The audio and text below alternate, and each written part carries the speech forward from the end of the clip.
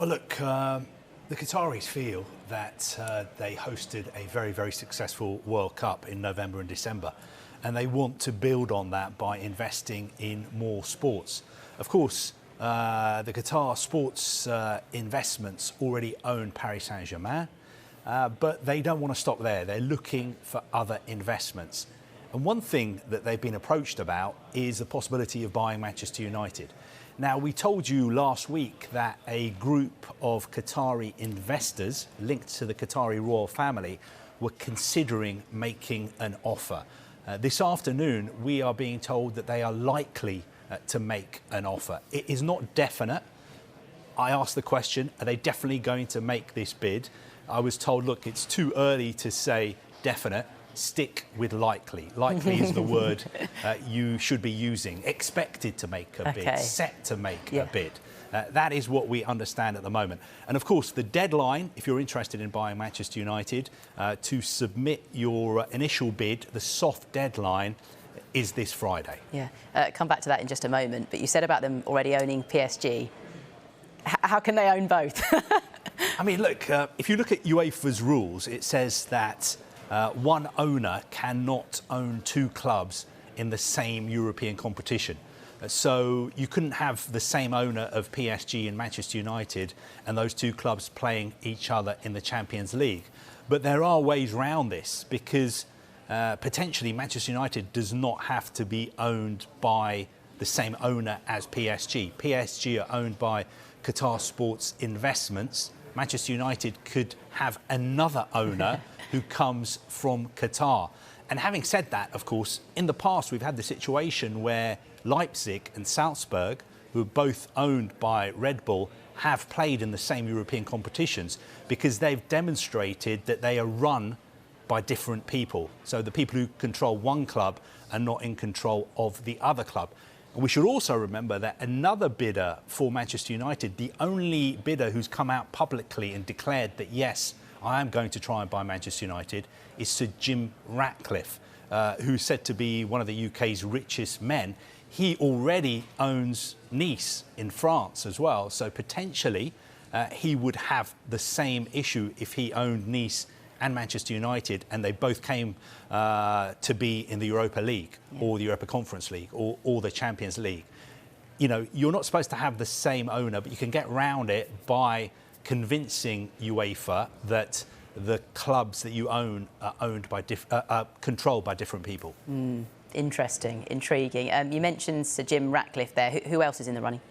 Well, look, at the moment, I think the situation is that there are probably around 20 interested parties in buying Manchester United. It's not an exact science.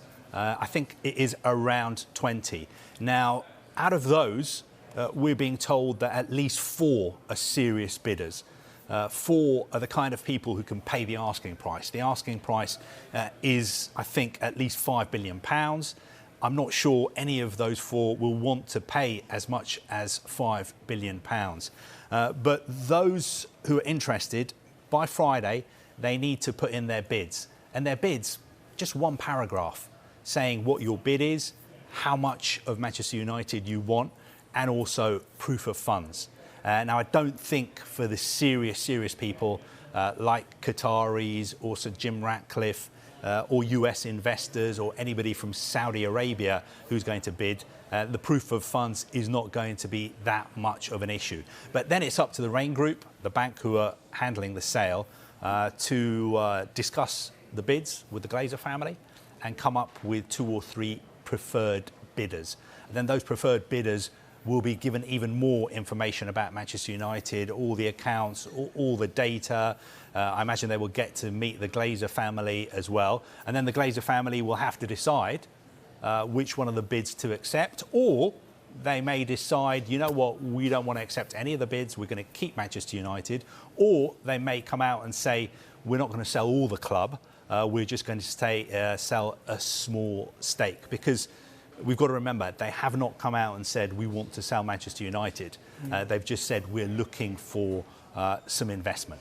So obviously, when you look at Manchester United fans, they've been frustrated with the ownership for so long. They've wanted the Glazers out of the club for some time. If the Glazers did decide to sell, then how realistically, how quickly could this process be, or will it be really, really long and drawn out? Well, it depends who the preferred bidders are.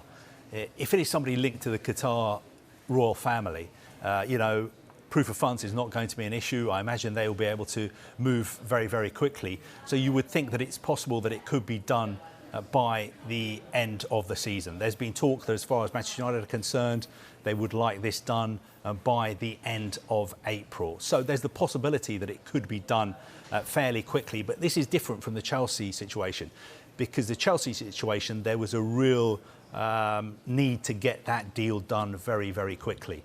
Because Roman Abramovich was sanctioned, the club shop was closed, they couldn't sell tickets for their games, the clock was really ticking, and there was the real possibility that Chelsea could go out of business. That's why that deal had to be done very, very quickly. This deal is totally different. There isn't that time element, but I think as far as United fans are concerned, they want this sorted out quickly, but United fans are not stupid. Just because somebody comes along promising to spend lots of money and throwing big numbers and saying, I'm going to buy the club for, £4 or £5 billion, they're not going to be fooled, because they're going to be asking the question, who are these people who want to buy our club? Why do they want to buy the club? Do they have the money to buy the club, or are they going to load the debt onto the club, as has happened before?